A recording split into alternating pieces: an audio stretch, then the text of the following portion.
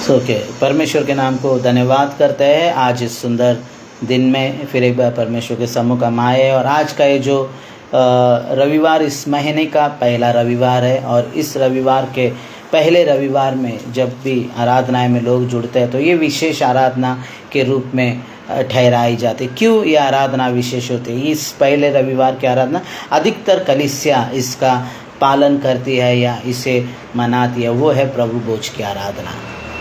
क्या है ये प्रभु भोज की आराधना और क्यों इसे हमें मनाना है? इसके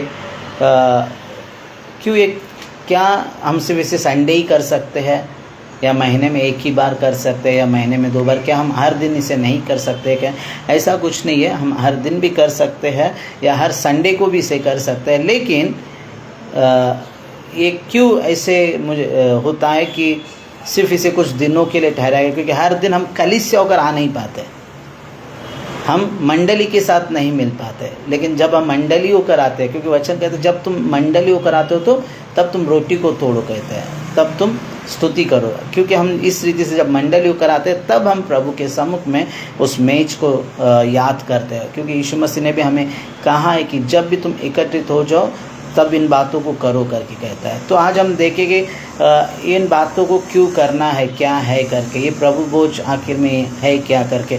मैं थोड़े शब्दों में जितना मैंने कोशिश किया इसके बारे में बात करूं, कैसे बात करूं करके। लेकिन मैं विश्वास करता हूं कि परमेश्वर अपनी आत्मा के द्वारा हमसे बातें करेगा। परमेश्वर को पता है कि हमें क्या चाहिए और क्या बातें हैं जो हमें प्रकट करनी है करके। तो आज हम एक वचन को पढ़ेंगे, उस वचन के साथ हम आगे बढ़ते जाएंगे और देखेंगे कौन सी बातें हैं जो हमें समझ में की ज़रूरत है कि इस प्रभु भोज के बारे में क्या है ये प्रभु भोज करके। इसे क्या ये मनुष्यों की कही हुई कोई विधि है या ये किसी धर्म का कोई नियम है या कोई कानून कहते हैं कोई रीति रिवाज है? क्या ऐसा नहीं, क्या है एक्चुअल बाइबल के अनुसार ये क्या है करके हम इसे समझेंगे। हम पढ़ेंगे लूका रचित सुसमाचार उसका 22वां अध्याय जब 19वें वचन को जब हम पढ़ते हैं यहाँ पर लूका रचित सुसमाचार में, तो पहली बात यहाँ पर हम देखते हैं कि ये फसह के दिन जब यीशु मसीह अपने चेलों के साथ वो अंतिम भोज करके कहा गया था। अंतिम भोज यानी यीशु मसीह और कुछ समयों के बाद में पकड़ाया जाने वाला था। कुछ समयों के बाद वो क्रूस पर क्या बोलते हैं शत्रुओं के हाथों में पकड़ाया देकर फिर उसे क्रूस पर चढ़ाया जाने था। उसके पहले, उस आखिरी लम्हे के पहले वो अपने चेलों के साथ, अपनी मंडली के साथ एक घर पर बैठकर वहाँ पर इस भोज को कर रहा है और इस बोझ को एक विशेष रूप से अपने चेलों को क्या कर रहा है? प्रकट कर रहा है। अपने चेलों को इस बोझ के बारे में कुछ बातों को कह रहा है। तो हम देखते हैं कि वो कौन सी बात है जो यीशु मसीह ने चेलों को कही है। यहाँ पर हम पढ़ते हैं 22 का 19 लूका रचित सुसमाचार उसका 22 का 19 करके। तो देखिए सबसे पहला तो ये कौन सा बोझ है? ये कौन सा बोझ है? ये प्रभु बोझ कहा गया। प्रभु बोझ मतलब ये मनुष्यों का बोझ नहीं है। हालेलुया, सुन रहे आप लोग? तो ध्यान दीजिए यहाँ पर हमें किस बोझ के बारे में। आज बोझ का मतलब क्या होता है? खाना ना। बोझ का मतलब क्या होता है? खाना। विवाह का बोझ होता है, अलग अलग प्रोग्रामों में अलग अलग रीति का व्यंजन बोझ हो जाता है। लेकिन ये जो बोझ है ये परमेश्वर का बोझ है, मनुष्यों का नहीं है। इसके लिए इसको क्या कहा गया? प्रभु बोझ करके कहा गया। तो हम आज किसके बारे में बात कर रहे हैं? हम किसी राजा के बोझ के बारे में बात नहीं कर रहे हैं, हम किसी मंत्री के बोझ के बारे में बात नहीं कर रहे हैं, हम किसी विवाह के बोझ के बारे में बात नहीं कर रहे या कोई प्रोग्रामों में बनाए गए उन स्वादिष्ट भोजनों के बारे में बात नहीं कर रहे हैं। वो सब भोजनों से बढ़कर ये बोझ है जो प्रभु बोझ कहा जाता है और इसे हर एक विश्वासी के लिए ये बहुत ज़रूरी है जो प्रभु यीशु मसीह को अपना उद्धार करता स्वीकार करता है, जो प्रभु यीशु मसीह के लिए अपने आप को समर्पित करता है, जो यीशु के नाम से बपतिस्मा, यीशु मसीह के नाम में बपतिस्मा लेकर अपने जीवन को परमेश्वर को सौंपता है। उन हर एक के लिए ये बोझ बहुत मुख्य है। ये प्रभु का बोझ है, मनुष्य का बोझ नहीं है। सबसे पहली बात समझे, ये शारीरिक विषयों के बारे में बातें नहीं है। ये आत्मिक बातें हैं, आत्मिक रीति से परमेश्वर कुछ बातों को बताया। तो यहाँ पर हम देखते हैं कि सबसे पहली बात क्या कहा रहा है, या 19वें वचन में, फिर उसने क्या किया, रोटी ली और धन्यवाद करके तोड़ी और उसको यह कहते हुए दी, यह मेरी देह है जो तुम्हारे लिए दी जाती है, मेरे स्मरण के लिए यही किया करो। तो यहाँ पर क्या कह रहा है, प्रभु यीशु मसीह ने क्या किया है, जब वो खाना खाने बैठे हैं, जब वो अपने मंडली के साथ, अपने चेलों के साथ जब वो उस भोजन में बैठे हैं, तब क्या करे, उन्होंने क्या लिया, एक रोटी ली और उस रोटी को लेकर क्या कर रहे हो, उसे तोड़कर क्या कर रहे हैं, बांट रहे हैं। बांट कर उन्हें क्या कर रहे हैं कि इसे क्या करना है, तुम्हें क्या करो, इसे, इस रोटी को तोड़कर कहता है कि ये क्या है, ये मेरी देह है जो तुम्हारे लिए दी जाती है। यानी यीशु मसीह ने सच में वहाँ पर देह को दिया या रोटी को दिया? क्या दिया यीशु मसीह ने वहाँ पर? रोटी को दिया। लेकिन वो रोटी किसको दर्शाता है?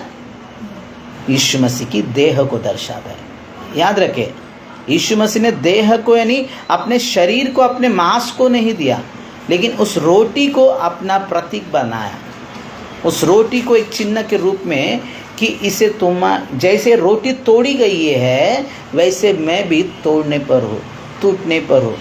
किस लिए? तुम्हारे लिए। हाँ, किस लिए? हमारे पापों के लिए। किस लिए? हमारे गुनाहों के लिए। किस लिए? हमारे छुटकारे के लिए। कौन टूटने पर था?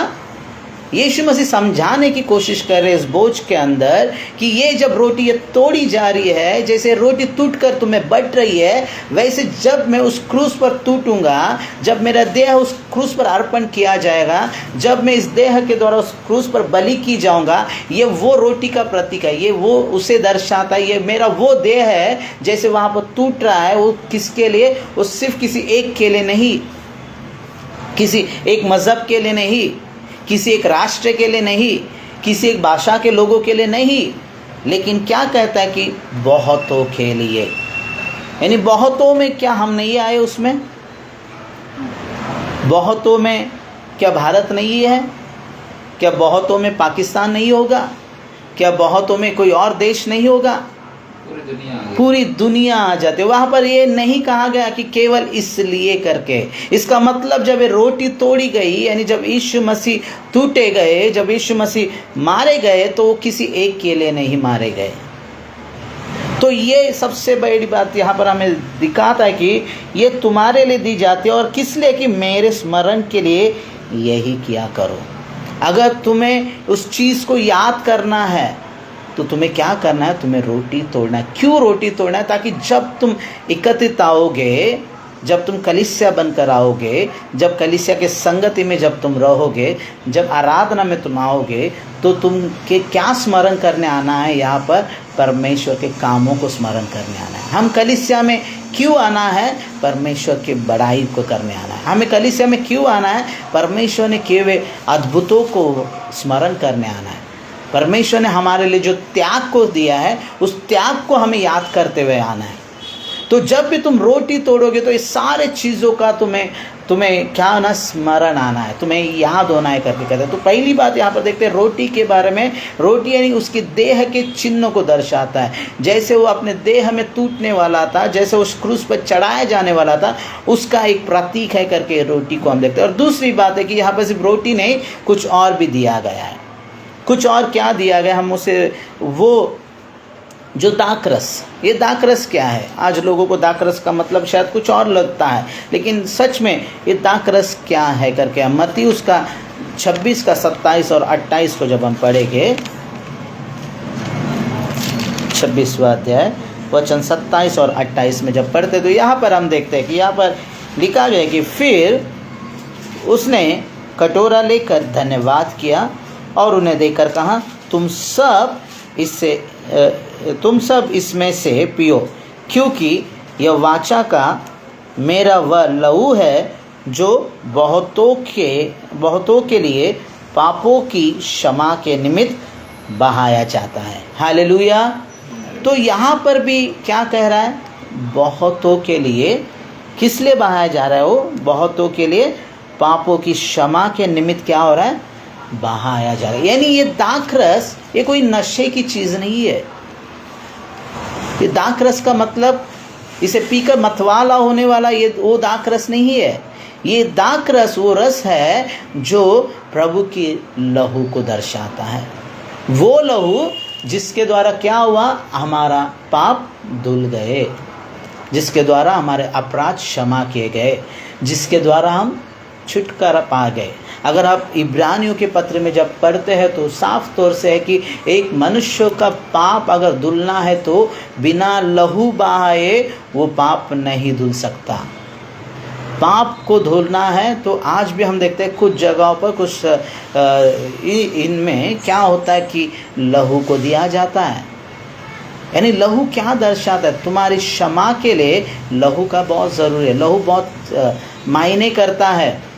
तो यीशु मसीह ने जब उस प्याले को दिया तो प्याला उसके अंदर उसका लहू नहीं था, लेकिन क्या था वहाँ पर, वो दाखरस था जो उसका लहू का प्रतीक था। तो याद रखें, कुछ लोग अगर ये सोचते हैं कि हम मांस को खा रहे हैं, हम खून पी रहे हैं, नहीं, हम जो खा रहे हैं वो उसका प्रतीक है, उसका चिन्ह है। हम ये विश्वास करते हुए उसे ग्रहण करें, हम स्मरण करें। हम किन बातों को स्मरण करें? अगर हम पहला कोरिन्थियों उसका 11वां अध्याय 26वां वचन जब पढ़ते हैं तो वहाँ पर देखिए क्या लिखा गया है इसके बारे में। हम पहला कोरिन्थियों उसका 11वां अध्याय वचन 26 को जब हम पढ़ते हैं तो यहाँ पर देखिए, क्योंकि जब कभी तुम यह रोटी खाते और इस कटोरे में से पीते हो तो प्रभु की मृत्यु को जब तक वह ना आए क्या करते हैं, प्रचार करते हैं। यानी हम ये कबूल करते हैं, जब भी कभी हम इस रोटी को या इस दाखरस को हम लेते हैं तो हम ये विश्वास करते हैं कि यीशु मेरे लिए संसार में आया था, यीशु मेरे लिए दुखों को उठाया था, यीशु ने अपने ऊपर हर एक दर्द को ले लिया था, हर एक जुल्म उसने सह लिए थे। इन बातों को याद करना है। तो क्या ये बातें केवल हम संडे को याद करना है, ऐसा कुछ है क्या? क्या ये बातें हम हर दिन नहीं, ये बातें हम हर दिन याद कर सकते हैं। हम अपने वैयक्तिक जीवन में हर दिन इन बातों को याद करना ही है, लेकिन जब हम मंडली होकर आते हैं तब इसके द्वारा हम उस बातों को एक दूसरे को क्या करते हैं, याद दिलाते हैं। हो सकता है कि मुझे याद है लेकिन सामने वाले लोग शायद उस बात को नहीं, शायद वो याद में नहीं रहा होगा। वो अपने पूरे दिन भर में, अपने पूरे सप्ताह भर में या अपने पूरे महीने भर में वो कुछ अलग रीति से जीवन जिया होगा, कुछ गलत बातों में गया होगा।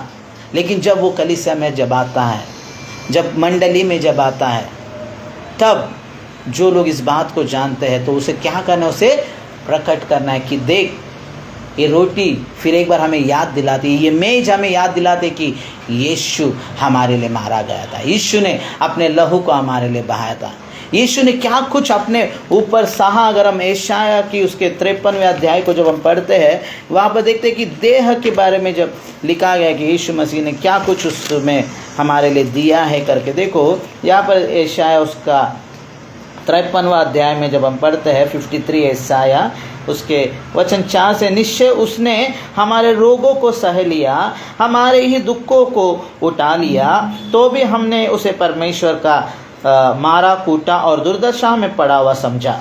परंतु वह हमारे ही अपराधों के कारण घायल किया गया, वह हमारे ही अधर्म के कामों के कारण कुचला गया, हमारी ही शांति के लिए उस पर ताड़ना पड़ी कि उसके कोड़े खाने से हम लोग चंगे हो जाए। देखिए यहाँ पर कैसा, हमारे लिए, हमारे लिए, लेकिन किसने? उसने यानी कौन? यीशु मसीह ने। कौन तोड़ा गया, कौन कुचला गया, कौन टुकराया गया, कौन जलील हुआ, कौन मारा गया? तो ये मेज किसको याद दिलाती? इन बातों को याद दिलाती है। हमारी बीमारियों को कौन लिया? यहाँ पर कहते हैं ना, हमारे लिए लिखा है।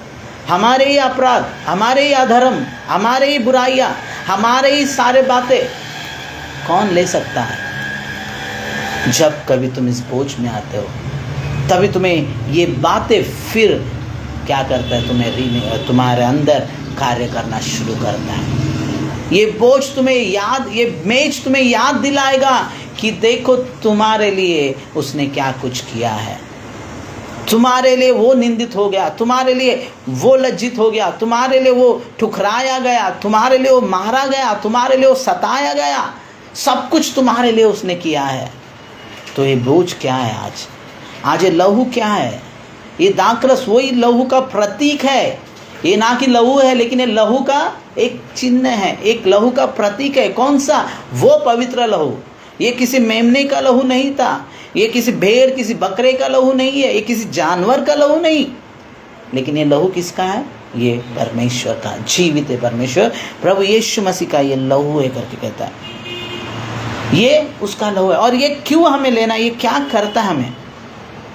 ये क्या करना चाहता है हमें? इसे लेने से ये ठीक है, ये देह का प्रतीक है, हमने इसे ले लिया, ये लहू का प्रतीक हमने ले, लेकिन इन बातों को हमने याद किया, लेकिन ये हमारे अंदर क्या काम करना चाहता है, क्या करना चाहता है हमें, हमारे अंदर क्या बातों को लाना चाहता है। यहाँ पर हम जब पौलुस के गलतियों की पत्री उसका 4 अध्याय 19वें वचन में कुछ बात को कहता है, वो क्या चाहता है, इसके द्वारा क्या होगा हमारे अंदर।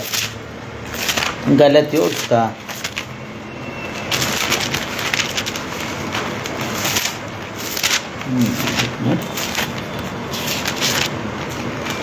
4 अध्याय वचन 19 को हम पढ़ेंगे तो यहाँ पर देखिए, हे मेरे बालकों, जब तक तुम में मसीह का रूप न बन जाए तब तक मैं तुम्हारे लिए फिर जज्जे की सी पीड़ा सहता हूँ। यानी ये क्या है कि हमें मसीह में बनाना है, मसीह के देह में, मसीह के पात्र में।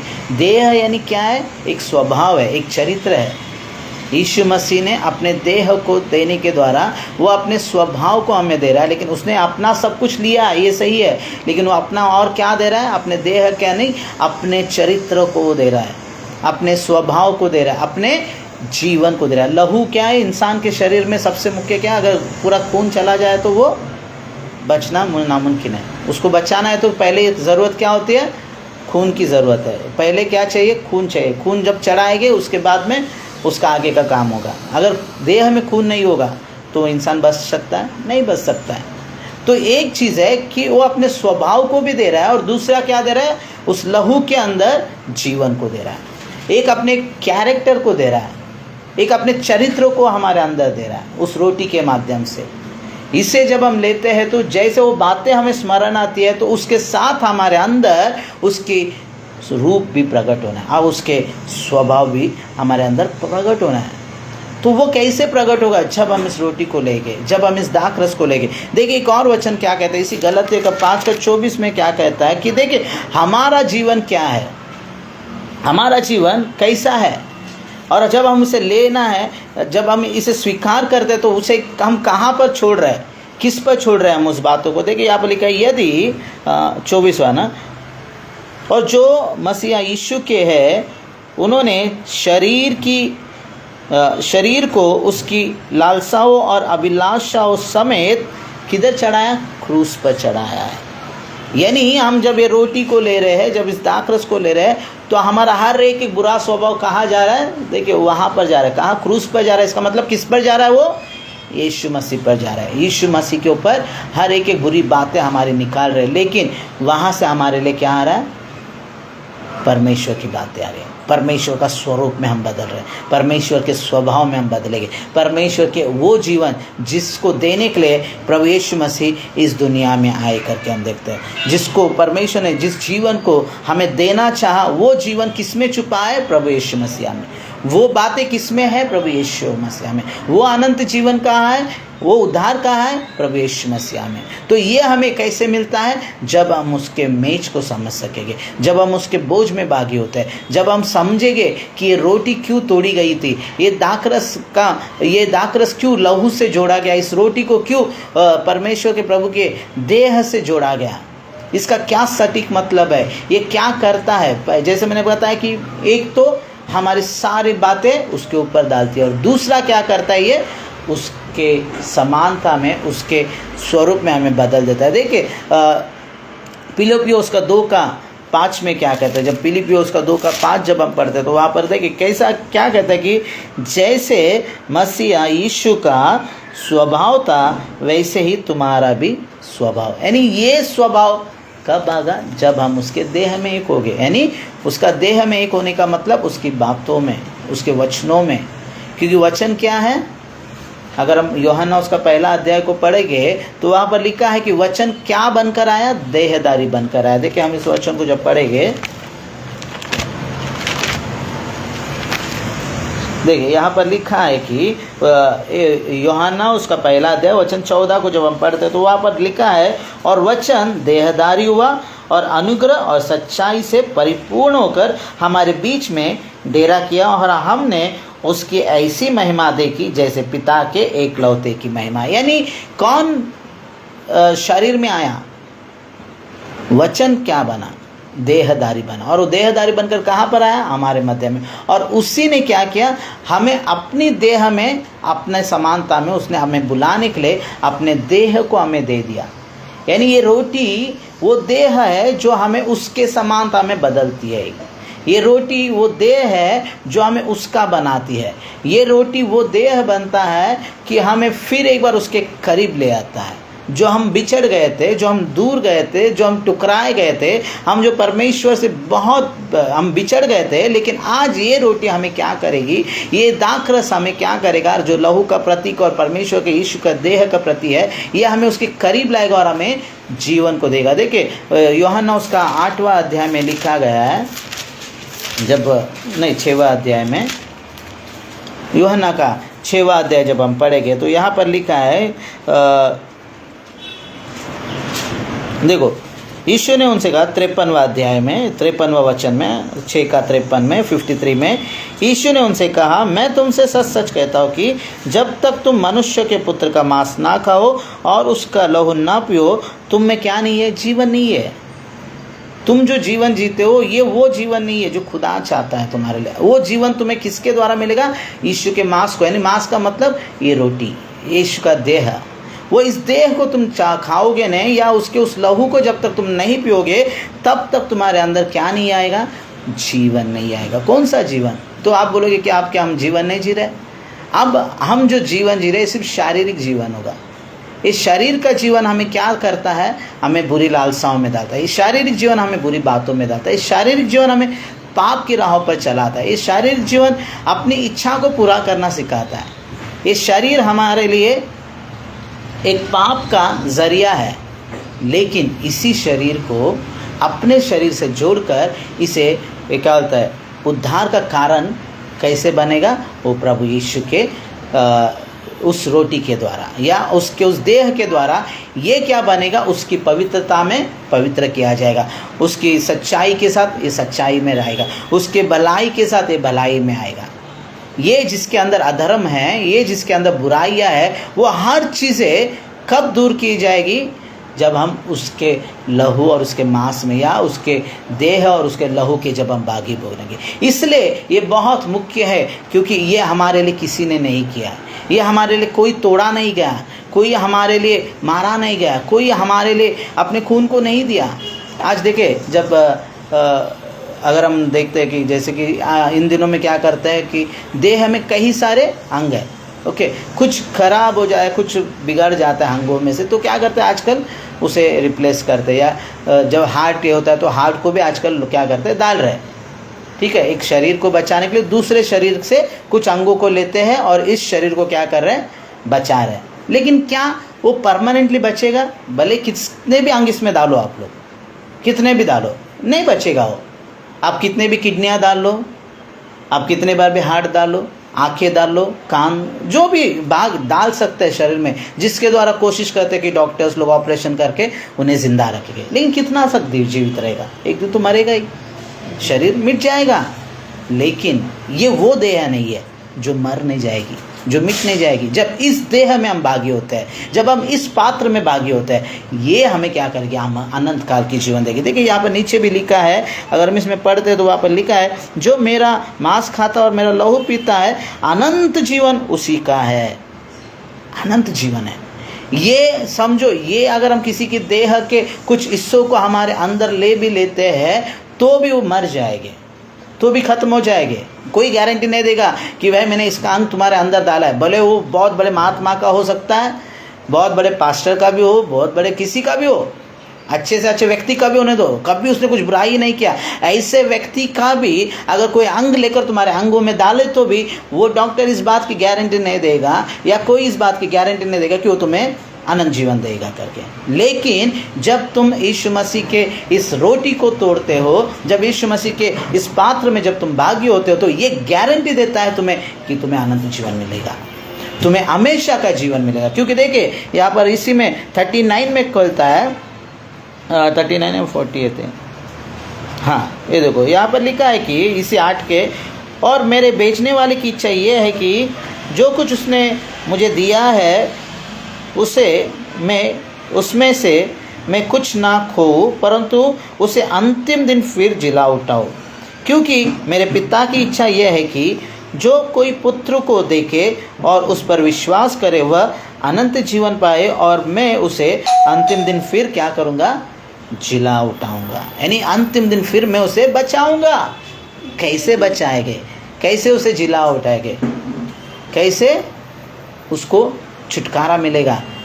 यीशु के देह और लहू में एक होने के द्वारा। यानी देह यानी लहू में एक होने का मतलब उसके बातों को समझना, उसके वचनों को समझना, उसकी सच्चाई को समझना, उसमें एक होना है। और लहू जो जीवन वो कौन सा है? वो अनंत काल का जीवन जो कोई नहीं दे सकता है। इसलिए यीशु मसीह जब ये बातें कह रहे तो लोगों के अंदर गड़बड़ी आ गई। वहाँ पर हम पढ़ेंगे तो अगर देखिए वहाँ पर हाँ देखिए 52वें वचन में जब पढ़ते हैं तो वहाँ पर लिखा है कि यीशु जब ये बातों को बोल रहा है कि वो मैं जीवन की रोटी हूँ, तुम मुझे कहोगे तो तुम बचोगे, तुम नाश नहीं होगे। आज भी बहुत से लोगों को लगता है जब ऐसा बोलेगा अरे ऐसे कैसे हो सकता है, ऐसा थोड़ी होता है, ऐसा नहीं होता है। यहाँ पर भी देखो लोगों ने ये क्या, इस पर यहूदी ये कहकर आपस में झगड़ने लगे, यह मनुष्य कैसे अपना मांस खाने को दे? वाजिब है? कोई इंसान किसी का मांस खा सकता है क्या? नहीं। कोई किसी का लहू पी सकता है क्या? नहीं। फिर यीशु मसीह यहाँ पर मांस और लहू की बातें कर रहा है, इसका मतलब वो कौन सी बातें कर रहा है? अगर हम इसे आगे पढ़ेंगे तो कहता है कि वहाँ पर ये जो बातें उसने कही है, देखिए 63 में लिखा है, आत्मा तो जीवनदायक है, शरीर से कुछ लाभ नहीं। जो बातें मैं तुमसे कही है वे आत्मा है और जीवन भी है। यानी ये जो बातें हैं जो हम कर रहे हैं ये शरीर के क्रिया नहीं है, ये आत्मा की बातें हैं। और इसे कौन समझ सकता है? जो आत्मिक है। संसारिक लोगों को ये समझ में नहीं आएगा। संसार के लोग इसे जब भी अगर इसके बारे में सोचेंगे तो कुछ लोग कहते हैं कि अरे ये लोग शराब पीते हैं, ये लोग तो कलीसिया में शराब देते हैं। नहीं भाई, तुमको उसके बारे में पता ही नहीं, तुम उसके बारे में जानते ही नहीं हो, लेकिन तुम उसके बारे में बात करते हो। लेकिन प्रभु का वचन इसलिए कहता है कि वो लोग झगड़े, क्योंकि उनको लगा कि यीशु मसीह ऐसा कैसा बोल रहा है कि अरे मांस खा लहू खा करके। लेकिन यीशु मसीह कह रहा है मैंने जो बातें कही है ये शरीर की बातें नहीं है, तुम इसे फिजिकली ना लो, लेकिन मैं आत्मा की बातें कर रहा हूँ, वो अनंत जीवन की बातें कर रहा हूँ जो हर मनुष्य के लिए है। और जो इसे पाना चाहता है उसे मेरे इस देह को, इसका मतलब मेरी बातों को लेना ज़रूरी है, मेरा लहू यानी मुझ में जीना ज़रूरी है, तभी तुम उस आनंद जीवन को पा सकते हो। ये मेज हमें उस आनंद जीवन की ओर ले जाता है, ये मेज हमें प्रभु की कुर्बानी को दर्शाता है, ये मेज प्रभु के प्रेम को दर्शाता है, और ये मेज हमें बताता है कि हम उसके हैं करके। इसलिए हम इसमें भागी होते हैं, इसलिए हम इसके अंदर हाथ डालना चाहिए। लेकिन इसमें बहुत ज़रूरी बात ये भी है कि पौलुस कहता है कि इसे अयोग्य रीति से ना करे, इसे कोई साधारण बात ना समझे। लेकिन ये क्या है? ये प्रभु का वो देह है जो हम सभी के गुनाहों के लिए तोड़ा गया है, ये प्रभु का वो लहू है जो हमारे लिए बहाया गया है। इसलिए जब भी तुम इसमें भागी होगे तो ये विश्वास करो कि तुम्हारे अधर्म मिटाए गए, तुम्हारे पाप क्षमा किए गए, तुम नया बने हो, तुम अनंत जीवन के वारस हो, तुम अनंत जीवन के लिए हकदार हो। क्यों? क्योंकि यीशु मसीह की इन बातों को हमने स्मरण किया, विश्वास किया और उससे हम पालन कर रहे हैं, उसमें हम चल रहे हैं, तो ज़रूर वो अनंत काल की बातें हमारे जीवन में होगी। आज हम अपने आप को इसी रीति से सौंप देंगे प्रभु के हाथों में, और इस रोटी के लिए हम अपने आप को, ये केवल रोटी नहीं है लेकिन ये प्रभु का देह का वो प्रतीक है जो मेरे लिए उस क्रूस पर दिया गया है। ये द्राख का रस ये वो लहू का प्रतीक है जो मेरे लिए बहाया गया है, जिसमें मेरे अधर्म धुल गए, जिसमें मेरे सारे पाप, सारे मेरे श्राप क्षमा किए गए, उसमें मैं भागी बन सकूं और उसमें मैं आशीषित रह सकूं। इसलिए तो ये मेज बहुत मुख्य है और इसमें हमें हर किसी को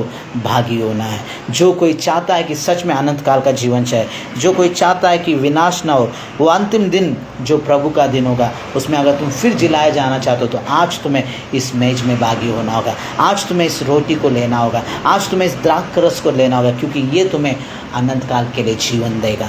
आज तुम जो चाहे भोजन को खाओ। इस शरीर को जिंदा रखने के लिए हम क्या करते हैं? भोजन को खाते हैं, अच्छे पदार्थों को खाते हैं। हो सकता है हम अच्छे फलों को खाएंगे, अच्छे सब्जियों को खाए, जो भी खाए, लेकिन एक दिन ये शरीर मिट जाएगा। अगर हम केवल उसके लिए, लेकिन इसके अंदर रहने वाली रूह को अगर ज़िंदा रखना है, वो परमेश्वर की रूह जो हमें दी गई है वो अगर रहना, और फिर एक बार हम अंतिम दिनों में जिलाए जाना है, तो हमें इस मेज में आना ज़रूरी है। हम हर दिन खाने वाला बोझ हमें शरीर को जीवित रखेगा, लेकिन जब हम महीने में या हफ्ते में एक बार जब इस बोझ में आएंगे, तो वो हमारे आत्मिक जीवन को जीवित रखेगी। वो हमें मृत्यु के कगार पर नहीं ले जाएगी, वो विनाश होने नहीं देगी। क्यों? क्योंकि ये यीशु मसीह का वायदा है, ये वचन है। रोटी जो तोड़ी गई है ये उसका देह है, जो उसका वचन है, और लहू एक वादा है। क्या वादा है? कि तुम्हें अनंत काल का जीवन मिलेगा, तुम्हें सर्वश्रेष्ठ जीवन मिलेगा, तुम्हें उत्तम आशीषें दी जाएगी। किसके द्वारा? उस देह और उस लहू के द्वारा, जिसका प्रतीक आज हम इस रोटी और इस दाखरस में देखते हैं। तो आइए हम विश्वास के द्वारा अपने आंखों को बंद करें और ये विश्वास करें कि सच में ये कोई मेज साधारण मेज नहीं, ये कोई सांसारिक मेज नहीं है। संसार के हर एक मेज, चाहे वो कितने ही बहुमूल्य पदार्थ उस पर हो, चाहे वो राजाओं का मेज हो, चाहे वो प्रधानों का मेज हो, चाहे वो मंत्रियों का मेज हो, चाहे वो किसी बड़े व्यक्ति का मेज क्यों ना हो, लेकिन उस पर की भोजन हमें अनंत जीवन नहीं दे सकती है। वो भोजन हमारे शरीर को थोड़े देर के लिए तृप्त कर सकते हैं, वो भोजन हमें इस शरीर के लिए थोड़े देर के लिए अच्छा लग सकता है, वो भोजन हमारे लिए थोड़े देर के लिए खुशियों को दे सकती है, लेकिन वो भोजन हमें अंतिम दिनों में जीवन नहीं दे सकती है। वो भोजन हमें अनंत काल का जीवन में नहीं ले जा सकती है, चाहे वो कितना ही कीमती क्यों ना हो।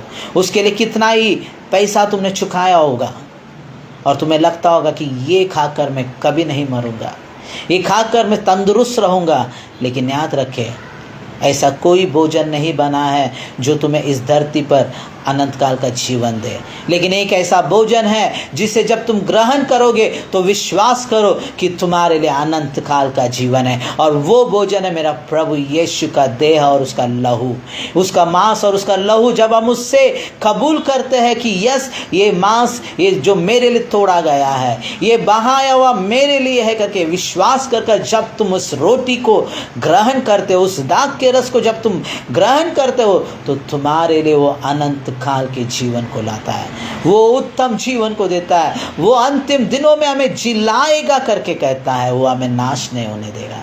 अनुग्रहकारी स्वर्गीय पिता प्रभु यीशु मसीह में हम धन्यवाद करते कि आपने हमें एक उत्तम रोटी को दी, जो प्रभु यीशु, वो जो जीवन की रोटी बनकर हमारे लिए आया, वो जो लहू जीवन का जल बनकर हमें दिया गया, जिसके द्वारा हम अंतिम दिनों में फिर जिला उठेंगे परमेश्वर, हम नाश ना होगे प्रभु, क्योंकि प्रभु यीशु मसीह की देह में हमारे सारे अधर्म, हमारे सारे गुनाह, हमारे सारे अपराध, हमारी सारी कमजोरियां, हमारी सारी बीमारियां उसके ऊपर ले लिया गया, और हम उसमें निर्दोष होकर, हम उसकी देह की पवित्रता में पवित्र बनकर, हम उसकी देह के सच्चाई में सत्य के साथ बनकर, हम धर्मी ठहराए जाकर, हमारा वो उत्तम जीवन यीशु के लहू में जो हमें दिया गया, उसके द्वारा वो अनंत जीवन प्रभु आपके द्वारा हमें देने के लिए धन्यवाद करते हैं प्रभु जी। आज इस वचन को सुने हुए हर एक के लिए मैं धन्यवाद करता हूँ प्रभु जी, हर एक पर अपने अनुग्रह दे प्रभु जी। हर कोई मसीह की देह में,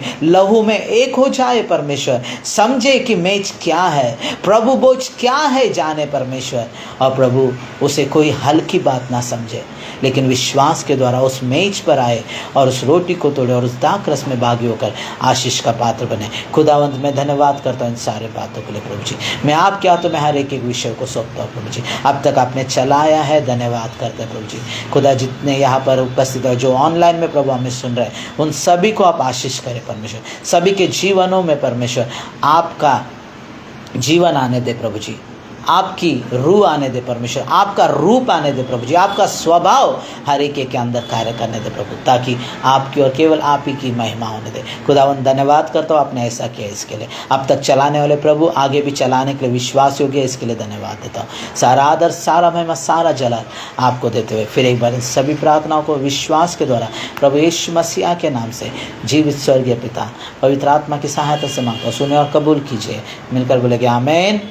आइए हम अपने हाथ उठाए और आशीष को पाए। अब परमेश्वर पिता का प्रेम, यीशु मसीह का अनुग्रह और पवित्र आत्मा की सहभागिता आए हुए हम सभी पर अब से लेकर सदा तक बनी रहे। आमीन आमीन आमीन। Okay, God bless you all. Prabhu online में देखने वाले सभी को भी आशीष करे। प्रेज गॉड सभी को।